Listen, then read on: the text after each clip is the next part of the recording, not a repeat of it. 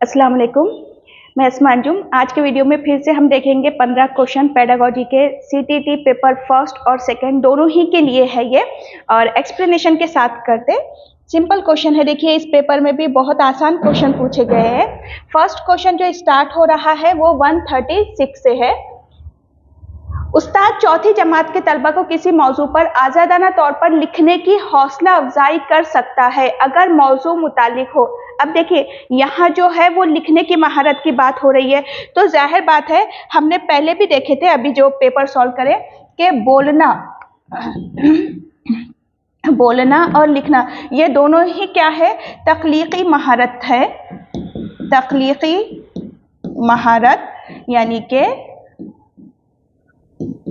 Productive skill है ये। अब देखिए इसके लिए सबसे बेस्ट मौजू क्या होता है कि उन्हें इजहार का मौका दे और उनकी ज़ाती ज़िंदगी के ताल्लुक से दे कि वो आए और अपने तौर पे कुछ बोले या लिखे। तो अब हम ऑप्शन देख लेते हैं। समाजी मसाइल से मुतालिक उनको लिखने की हौसला अफजाई नहीं करो, कौमी सालमियत से नहीं, ज़ाती ज़िंदगी से सबसे अच्छा होता है, माहौलियाती मसाइल से भी नहीं। ज़ाती ज़िंदगी के बारे में उनको बोलने का या लिखने का आप मौका दो, सबसे बेस्ट होगा। अपनी अपनी ज़ाती ज़िंदगी में जो चीज़ें होती है या अपनी अपनी एक्सपीरियंस तजुर्बात के बिना पे जो वो लिखेंगे सबसे बेस्ट होगा। तो ये अच्छा है, ये वाला ऑप्शन बेस्ट था। नेक्स्ट है, जबान की गैर रस्मी आमोजिश कौन शामिल है। देखिए दो तरह की चीजें होती है, एक रस्मी तौर पर सीखना और एक गैर रस्मी तौर पर सीखना। रस्मी तौर पर यानी कि क्या, एक फॉर्मल वे में, जहां स्कूल कॉलेज मदरसा एक पर्टिकुलर जो निसाब रहता, वो टाइम रहता, एग्जाम होते, जहां जांच होती, ये सारी चीजें रहती, तो ये रस्मी हो गया। और गैर रस्मी यानी कि क्या, जो फितरी तौर पर बच्चा सीखता, फितरी तौर पे आज़ादाना तौर पे कभी भी कहीं भी आप सीखो। तो जबान की तजुर्बा गाह में रस्मी तौर पे सीखेगा क्या बच्चा, जाहिर बात है कि जबान की तजुर्बा गाह में बच्चा क्या करेगा, रस्मी तौर पर सीखेगा।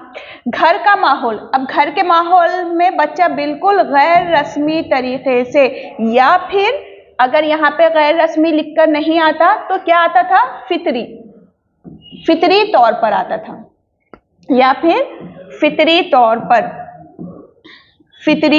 पर बच्चा क्या करता है, हासिल करता है, इक्तिसाब करता है। अब देखिए यहाँ पे आमोजिश जो लिखा गया है ना, तो आमोजिश के मीनिंग सीखना है, लर्निंग है। तो फितरी तौर पे इक्तिसाब होता है, तहसील होती है, हुसूल होता है। जबान की तरबियती मरकज में बिल्कुल भी नहीं और स्कूल में भी नहीं, क्योंकि ये दोनों जगह पे बच्चा क्या करेगा, रस्मी तौर पर सीखेगा। तो अगर आपका क्वेश्चन जो है वो अगर बदल दिया जाता और बोलते कि रस्मी तौर पे कहाँ सीखेगा और ऑप्शन के ऑप्शन होते, तो फिर आंसर होता आपका option number 1, option number first, third and fourth. तो दो क्वेश्चन इसमें बन गए, आपके आंसर होगा ऑप्शन नंबर सेकेंड। तलबा से पढ़ी हुई कहानी को दोबारा बयान करने के लिए कहने से उस्ताद को क्या जांचने में मदद मिल रही है। तलबा से पढ़ी हुई यानी कि तलबा ने जो कहानी को पढ़े उसी को दोबारा बयान करो। तो देखिए पढ़ने की महारत के बारे में बोला गया है, तो पढ़ना या फिर मुताल्ला।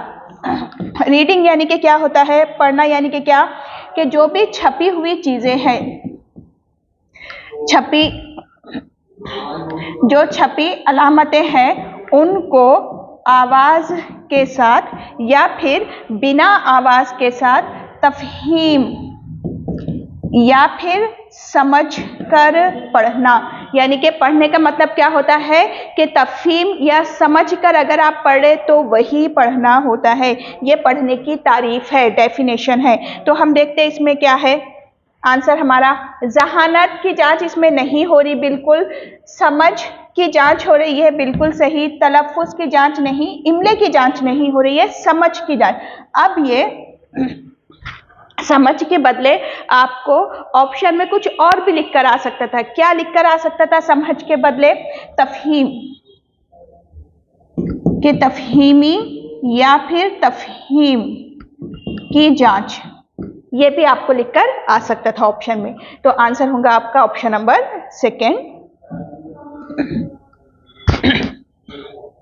नेक्स्ट क्वेश्चन है, लिखने में वक्त या परेशानी को क्या कहते हैं? देखिए, लिखने की महारत में अगर कुछ प्रॉब्लम हो रही है, बच्चे को लिखने में मुश्किल आ रही है, तो वो होता है डिसग्राफिया। डिसग्राफिया, डिसलेक्सिया यानी कि क्या, पढ़ने में दुश्वारी, पढ़ने की दुश्वारी या मुश्किल, रीडिंग डिसऑर्डर है। डिसग्राफिया यानी कि लिखने में प्रॉब्लम होती है, और डिसकैल्कुलिया यानी कि मैथ्स के यानी कि रियाजी या आपको लिख कर आएगा इल्मुल हिसाब में जहां बच्चे को मुश्किल होती है वो डिसकैल्कुलिया है, यानी कि मैथ्स का कैलकुलेशन का डिसऑर्डर, सॉरी डिसऑर्डर नहीं, डिसएबिलिटी है, डिसएबिलिटी। और डिसफोरिया जहां लैंग्वेज का डिसऑर्डर है।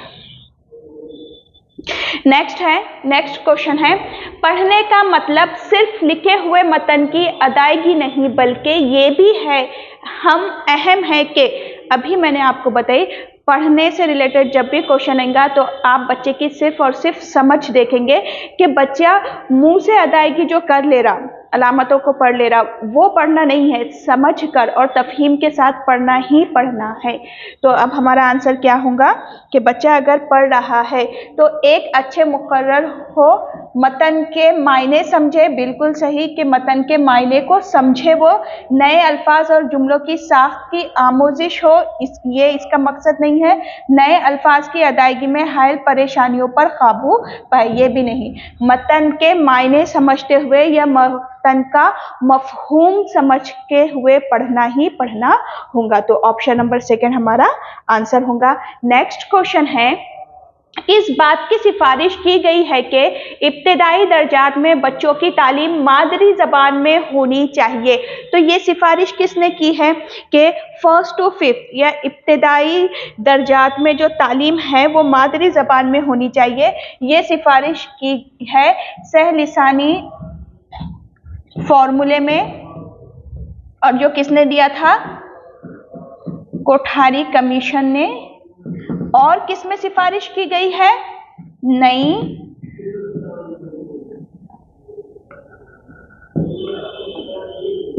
नई तालीमी पॉलिसी 2020 में कि बच्चों की जो तालीम है मादरी ज़बान में होनी चाहिए, प्राइमरी तालीम। तो क्यों होनी चाहिए? पहला ऑप्शन है कि इलाकाई ज़बानों को फ़रोग़ देने के लिए होनी चाहिए, या फिर फितरी माहौल बेदार करने के लिए होनी चाहिए, बच्चे कोई ज़बान नहीं समझ सकते इसलिए मादरी ज़बान में आप तालीम देंगे, बिल्कुल भी नहीं।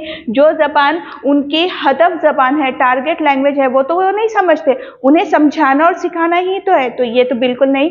बच्चों में तख्लीकियत को फ़रोग़ देने के लिए बिल्कुल राइट है कि देखिए बच्चे में तख्लीकियत को फ़रोग़ देना है, कैसे दे सकेंगे कि मादरी ज़बान में उनकी तालीम शुरू की जाए। प्राइमरी जमातों में मादरी ज़बान में अगर आप तालीम देंगे या टीचर इंस्ट्रक्शन या हिदायत देंगे तो बच्चे आसानी से समझेंगे और उनकी जो तख्लीकियत है उसको भी फ़रोग़ मिलेगा। तो आंसर होगा ऑप्शन नंबर 4। नेक्स्ट क्वेश्चन है,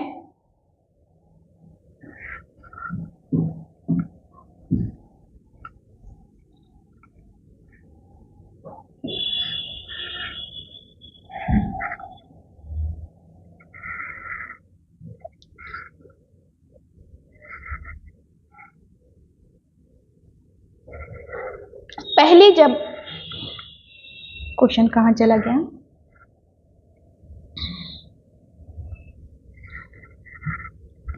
पहली जमात की ज़बान की निसाबी किताब नज़्मों और कहानियों से शुरू होती है और उसके बाद हुरूफ़ तहजी आता है। इस निसाबी किताब में किस अंदाज़े नज़र को अपनाया गया है? तो देखिए ये क्वेश्चन रिपीट हुआ है, इससे पहले भी आया था लेकिन दूसरा था। सबसे पहले हम क्या करते हैं, बच्चे को हुरूफ़ तहजी, बच्चे को हम क्या करते हैं, सबसे पहले हुरूफ़ तहजी लेते हैं। हुरूफ़ तहजी मैंने इससे पहले के पेपर में भी आपको बताई हूँ।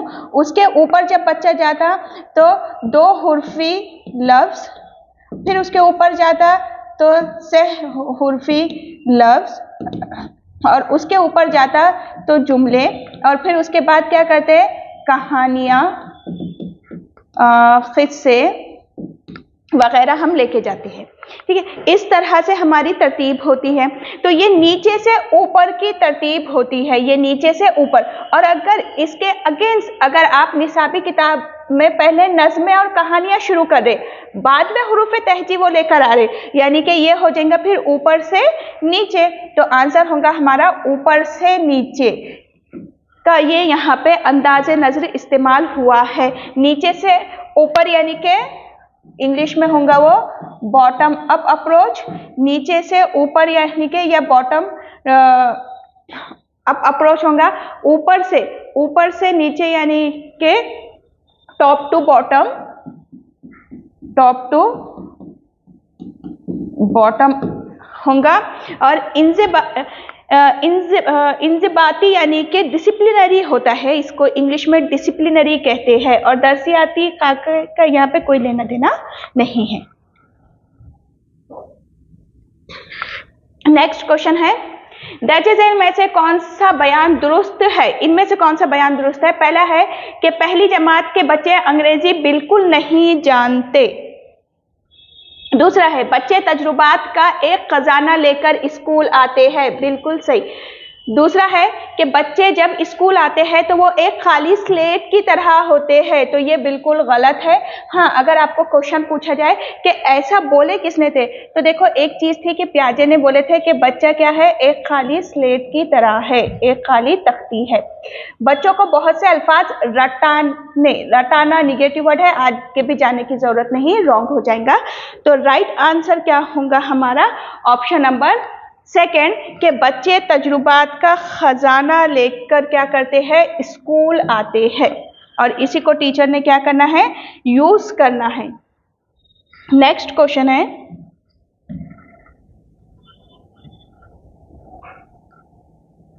एक बच्चा अपनी पहली जबान कुदरती तौर पर हासिल करेगा। एक बच्चा अपनी पहली जबान यानी कि किसकी बात हो रही है, मादरी जबान की बात हो रही है। तो मादरी जबान का क्या करता है, वो कुदरती तौर पे या फिर फितरी तौर पर बच्चा क्या करता है, उसको हासिल करता है। अब हासिल करता है लिख कर आएगा आपको ऑप्शन में, ये सीखता, नकल करता, तकवीयत पहुंचता, ये सब गलत हो गया है। आंसर होगा हासिल करता है। अब हासिल करने के बदले और क्या लिख कर आ सकता था ऑप्शन में आपको, फितरी तौर पे हुसूल करता है, फितरी तौर पे उसकी तहसील करता है, या फितरी तौर पे उसका इक्तिसाब करता है। तो ये चारों आपके ऑप्शन में यूज हो सकती है। आंसर होगा option number third. Next question है, दर्जे झेल में से किसका शुमार वसूल करने की महारतों में होगा? वसूल करना यानी कि पैसिवली आप ले लो, सिर्फ हासिल कर लो, सिर्फ पैसिवली ले लो, एक्टिव होके कोई चीज नहीं कर रहे आप। तो वसूल करना यानी कि क्या, यहाँ पे एक्वायर करना, हासिल करना। तो क्या कौन सी महारतें होंगी? सुनना, बिल्कुल सुनना है, लेकिन बोलना क्या है, यहाँ शॉर्ट में लिखती हूँ प्रोडक्टिव स्किल है ये, यानी कि तख्लीकी महारत है। तो यहाँ पे तो वसूल करेंगे नहीं वो। पढ़ना बिल्कुल, पढ़ना क्या है, वसूल करने वाली महारतों में शामिल हो जाएगा, लेकिन सॉरी सुनना है पहले लिखा हुआ, सुनना और पढ़ना। तो सुनना और पढ़ना दोनों भी वसूल करने वाली महारतों में आ जाएगा। क्यों? क्योंकि ये दोनों क्या है, अक्जी महारतें हैं। अक्जी महारतें यानी कि क्या, कि जिसको हम क्या करते हैं, बच्चा पैसिवली यानी कि बिना एक्टिव हुए बच्चा सिर्फ और सिर्फ हासिल कर लेता है, वसूल कर लेता है, हुसूल कर लेता है उसका। तो वो होगा सिर्फ सुनना और पढ़ना। बोलना और लिखना ये तख्लीकी महारत है। तो यहाँ पे लिखना है तो ये कैंसिल हो गया, और यहाँ बोलना है तो ये कैंसिल हो गया। तो आंसर होगा हमारा ऑप्शन नंबर सेकेंड। नेक्स्ट है, उस्ताद सिफत की तारीफ तलबा से कम अपनी एक खूबी बयान करने के लिए कहकर करता है। इस तरीक़ेकार को क्या कहेंगे? देखिए, जब भी हम क़वायद की तदरीस करते हैं तो उसमें दो तरीक़े ख़ास तौर पे इस्तेमाल करते हैं, इस्तख़राजी तरीक़ा और इस्तख़राई तरीक़ा। अब यहाँ पर देखिए, जो उस्ताद है वो सिफत एडजेक्टिव पढ़ा रहा है, तो सिफत की तारीफ के लिए वो क्या कर रहा है? बच्चों को अपनी अपनी खूबी बयान करने के लिए बोल रहा, यानी कि वो मिसालें ले रहा है और मिसाल लेकर फिर उसकी तारीफ बता रहा है। इसका मतलब क्या है? इस्तक़राई तरीक़ेकार को वो इस्तेमाल कर रहा है। इस्तक़राई तरीक़ा यानी कि इंडक्टिव मेथड।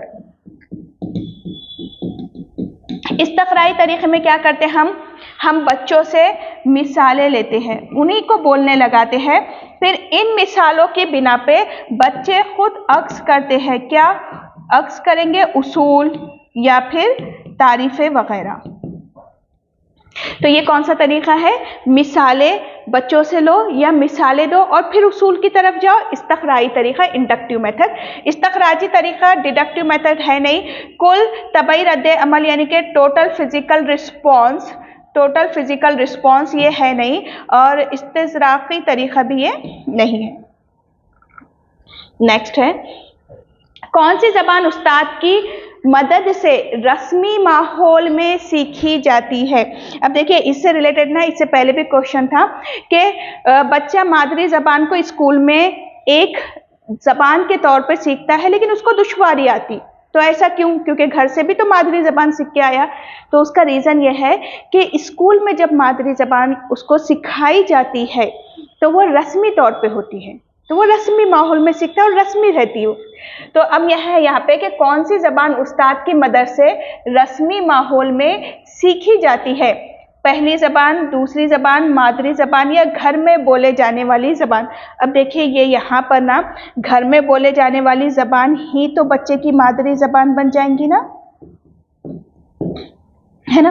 तो जो मादरी ज़बान है बच्चे की, वो अगर ज़बान के तौर पे बच्चा सीख रहा है तो वो स्कूल में रस्मी तौर पर सीखी जाएंगी, यानी कि मादरी ज़बान उसकी रस्मी तौर पे सीखी जाएंगी।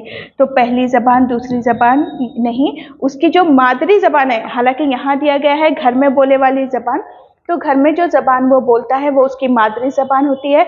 स्कूल में अगर आके वही उसकी एक ज़बान के तौर पे सीखता है तो वो रस्मी तौर पे सीखेगा। तो मादरी ज़बान जो है वो बच्चा रस्मी माहौल में सीखता है। अब यहाँ पे उसको सीखना पड़ रहा अपनी मादरी ज़बान को, लेकिन रस्मी माहौल में। नेक्स्ट है, उस्ताद नन्हे तलबा को नए अल्फाज की तदरीस के लिए हकीकी अशिया का इस्तेमाल करता है, क्योंकि अब वो हकीकी अशिया यानी कि टीचिंग लर्निंग मटेरियल का यूज़ कर रहा, तो वो क्यों कर रहा? हम सिर्फ अशिया की मदद से नए अल्फाज की तदरीस कर सकते हैं, सिर्फ ऐसा पॉसिबल है कि इसके सिर्फ उसी की वजह से, तो यहाँ जो सिर्फ आया है ना, ओनली, ये निगेटिव है, इसलिए यहाँ से ये कैंसिल हो गया कि सिर्फ उसी से कर सकते क्या हम, उसके अलावा ओरली नहीं कर सकते। ये लफ्ज़ों के सही तलफ़्फ़ुज़ की तदरीस में माविन होते हैं, हाँ ठीक है, लेकिन और ऑप्शन देख लेते हैं। जो तलबा जो चीज़ें हकीकी ज़िंदगी में देखते हैं उनसे मरबूत करने और अपनी ज़बान में अदा करने में माविन होते हैं।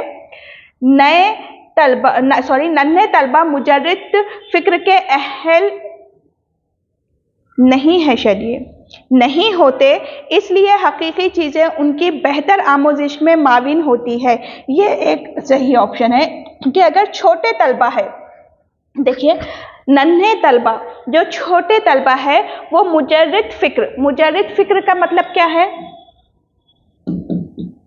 मुजर्रिद यानी कि एब्स्ट्रैक्ट,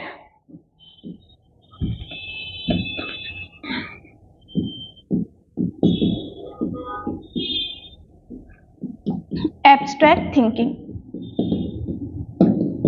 थिंकिंग कि जो मुजर्रिद चीज़ है यानी कि जो जिसका वजूद नहीं है, जो आपको जिसका वजूद है लेकिन आप उसको फील नहीं कर सकते, आंखों से देख नहीं सकते, टच नहीं कर सकते, तो जो मुजर्रिद थॉट रहेंगे हमारे, तो उसके अहल बच्चे अभी नहीं होते। हकीकी चीज़ें क्या करेंगी, उनको आमोजिश में बहुत माविन साबित होंगी बच्चों के। तो ये ऑप्शन बहुत पॉजिटिव है, तो हम ये लेंगे। उसके अलावा तलबा जो हकीकी चीज़ें ज़िंदगी में देखते हैं उनसे मरबूत करने और अपनी ज़बान में अदा करने में माविन होंगी, ये भी सही है, ये ऑप्शन गलत नहीं है। लेकिन अगर आप पॉजिटिव ऑप्शन के पूरा एक अगर देखना है तो फिर आपका आंसर होगा ऑप्शन नंबर 4। नेक्स्ट क्वेश्चन है,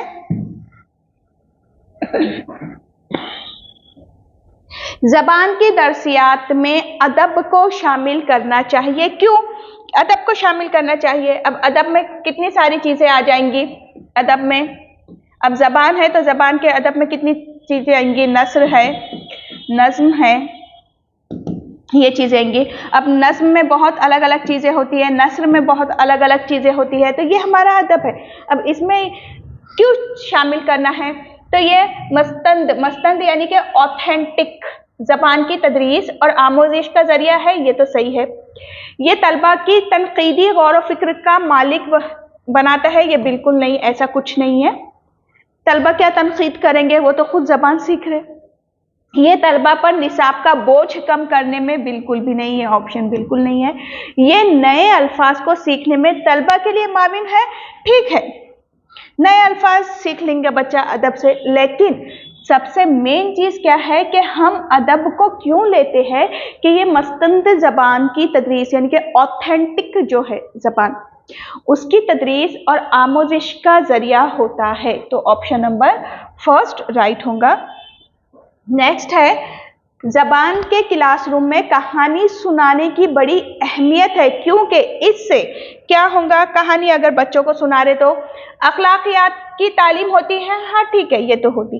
तफरीह का दिलचस्प माफिज है कि अगर बच्चों को कहानी सुना रहे तो बच्चे इंटरेस्ट लेते हैं, ये भी सही है। उस्ताद को आराम का मौका मिल जाता है, ये बिल्कुल गलत है, ये ऐसा बिल्कुल भी नहीं है। ज़बान पूरी एक इकाई के तौर पर मौजूद होती है, ये बिल्कुल राइट है कि जब आप नज़्में पढ़ाते, कहानियाँ सुनाते, किस्से बोलते तो एक पूरा का पूरी चीज़ एक होल फॉर्म में देते, है ना, पार्ट्स में तो नहीं देते, होल एक मुकम्मल तौर पे देते। तो जब आप कहानी सुना रहे तो आप टुकड़ों में तो नहीं सुनेंगे, तो कहानी क्या रहेंगी, यहाँ पे पूरी एक इकाई के तौर पे पेश की जाती है। तो जो ज़बान है, ज़बान पूरी एक इकाई के तौर पर मौजूद होती है, ये आंसर होगा हमारा ऑप्शन नंबर 4। तो अभी हमने आज के भी पेपर में देखिए हमने 15 क्वेश्चन देखे पेडागोजी के। अभी CTET 2024 के लिए पेपर फर्स्ट और सेकंड की ऑनलाइन और ऑफलाइन दोनों ही बैचेस स्टार्ट हो गई है, और आपको टोटल उसमें नोट्स, लाइव लेक्चर रहेंगे और उसके अलावा रिकॉर्डेड लेक्चर भी अवेलेबल हो जाते हैं। आप ग्रुप पेड बैच है, ग्रुप में ज्वाइन होने के लिए आप थंबनेल पे कॉन्टैक्ट नंबर देखिए, कॉल या व्हाट्सएप मैसेज कर सकते हैं। वीडियो को ज़्यादा से ज़्यादा शेयर कीजिए अपने फ्रेंड्स के साथ। अल्लाह हाफिज़।